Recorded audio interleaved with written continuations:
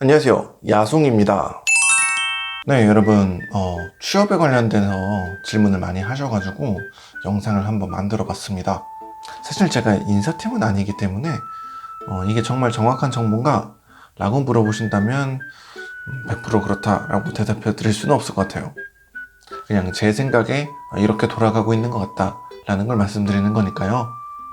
그래서 혹시 이 채널을 시청하시고 계신 분들 중에 이제 현직자분들, 특히 이제 인사 관련돼서 일을 하시는 분들은 만약에 제가 잘못된 정보를 얘기한다면 그거에 대해서 댓글을 달아주시면 감사하겠습니다.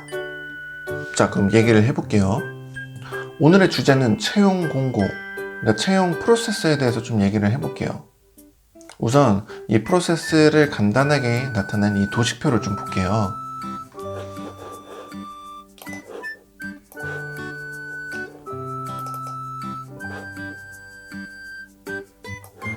자, 네, 이제 준비가 됐습니다.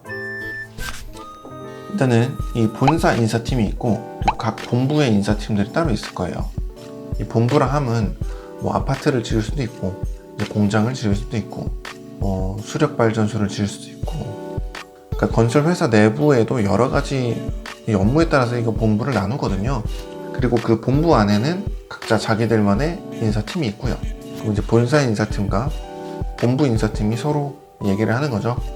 자, 그러면 이제 본사 인사팀에서 이 본부 인사팀한테 이제 물어볼 거예요. 얼마나 필요하니? 인원이? 이만큼 필요해 라고 얘기를 하겠죠. 그럼 물론 이제 달라는 대로 다 줄 수는 없고요. 이제 인사팀이 조절을 할 거예요, 인원을. 근데 이 조정이라는 거는 더 뽑을 수도 있는 거고 덜 뽑을 수도 있는 거예요. 그리고 이제 반대일 수도 있어요. 본사 인사팀에서 올해는 이만큼 인원을 뽑을 거야. 그래서 계획을 뿌리고 그거에 맞게 운영을 해라. 뭐 이런 경우도 있겠죠. 그러면 인원은 왜 더 뽑을까요?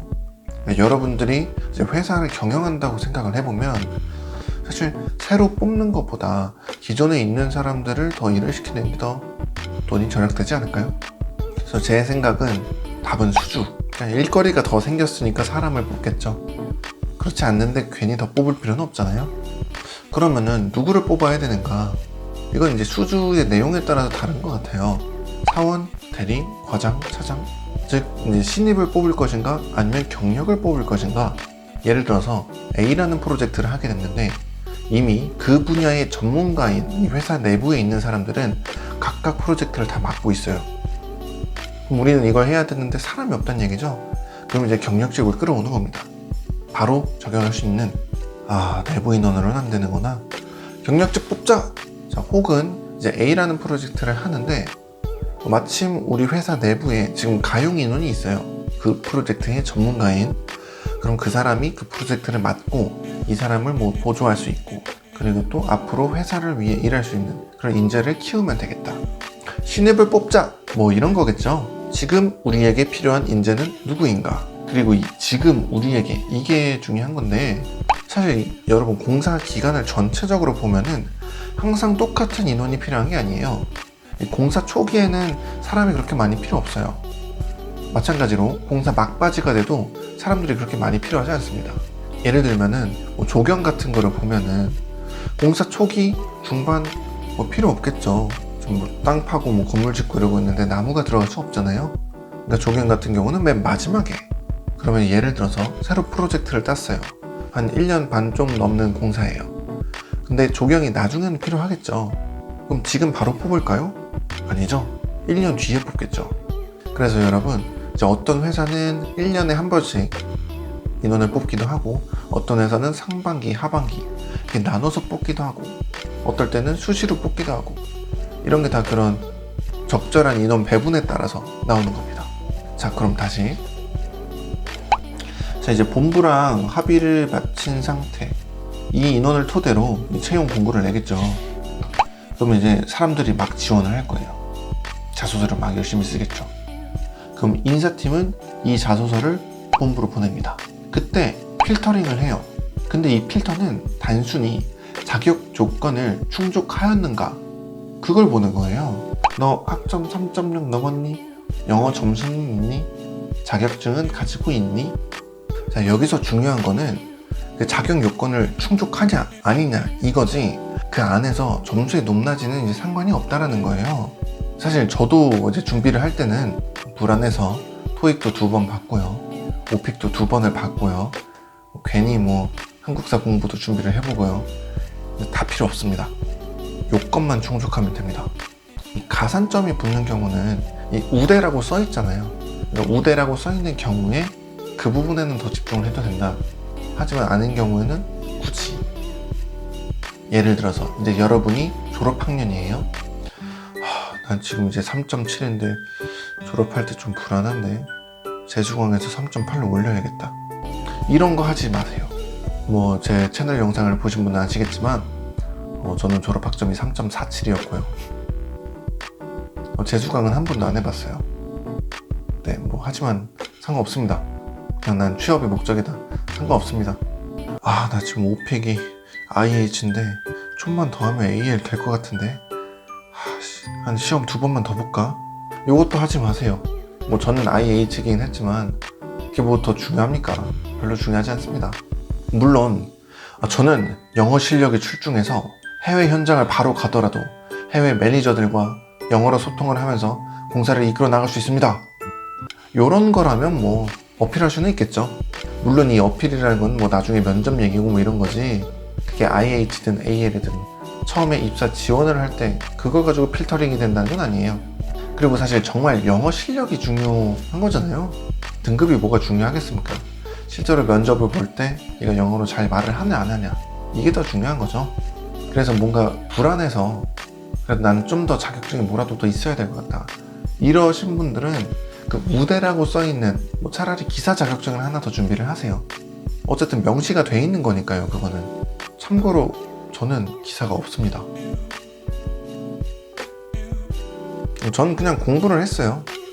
왜 여러분들 그 면접 준비하실 때 보면은 다 인터넷 같은 데서 족보 같은 거 돈 주고 사서 다운받고 그런 걸로 막 공부하고 그러잖아요. 사실 뭐 자격증이 있어봐야 실무 면접을 할 때 말을 못하면 뭐 누가 인정을 해주겠어요. 그러니까 내용이 더 중요한 거죠, 내용이.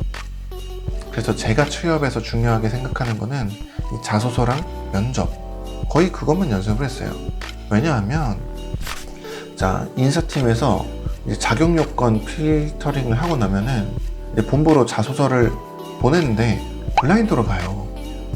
이 자소서를 쓴 애가 뭐 학점이 몇 점인지 뭐 자격증이 있는지 모른다는 거죠. 그러니까 여러분들은 뭐 어떻게든 많은 자소서 자료들을 모아서 비교를 쫙 해보세요. 정보를 많이 모아서 최대한 연습을 많이 해보자. 자, 본부에서 이제 자소서를 잘 쓴 지원자들을 뽑겠죠. 뽑으면 다시 본사로 보냅니다. 우리 이렇게 뽑았어요. 그러면은 본사가 지원자들한테 문자를 보내겠죠. 기아의 뛰어난 역량에도 불구하고 아니에요. 여러분은 할 수 있어요. 자, 이제 자소서를 합격했다면 이제 면접을 보겠죠.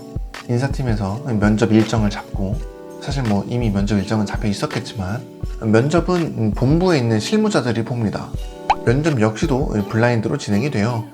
그래서 거기서 실무 면접 보고 뭐 인성 면접 보고 뭐 여러 회사마다 다르겠지만 다 이제 면접이 끝나면 그 결과를 다시 본사 인사팀으로 보내겠죠.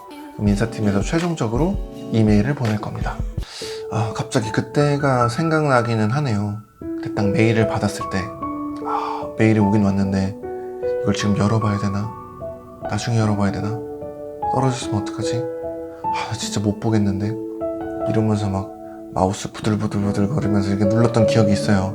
딱 클릭했는데 축하드립니다. 소리 질렀죠. 이게 사람이 정말로 원하는 걸 얻게 되면은 자동으로 소리가 나오나 봐요. 그래서 한참 방에서 소리를 지르고 있는데 때마침 나가셨던 어머니가 그때 들어오시면서 무슨 일이니? 합격했어요. 같이 이제 거실에서 소리 지르면서 와! 사실 이제 군대 전역한 이후로 어머니를 이게 안아드릴 일이 없었는데 그때 또 좋아가지고 서로 부둥켜 안으면서 막 소리 질렀죠. 네, 그때 뭐 전 기뻤습니다. 여러분들도 충분히 다 기쁘실 수 있어요. 취업하고자 한다면 다 되실 겁니다. 자, 이렇게 프로세스를 좀 정리를 해봤어요. 근데 앞서 말씀드리긴 했지만 제가 하는 말이 이게 다 100% 정답이다 라고 할 수는 없습니다. 뭐 당연히 틀린 부분도 있고 제 추측인 부분이 많기 때문에, 하지만 뭐 나름 합리적으로 이렇게 되지 않을까라고 생각을 해봅니다. 어쨌든 참고사항으로 알아두시고요. 그리고 이것만 보시지 마시고 취업을 하시려고 하시는 분들은 다른 거 글도 많이 찾아보고 다른 채널도 찾아보면서 많은 정보를 수집해서 같은 내용이더라도 반복해서 보세요. 그리고 뭐 학교에서 이제 취업 관련 멘토링을 해준다던가 아니면은 뭐 스터디 모임 같은 데를 참여한다던가 할 수 있으면 다 하세요. 전 둘 다 했습니다. 준비는 많이 할수록 좋으니까요.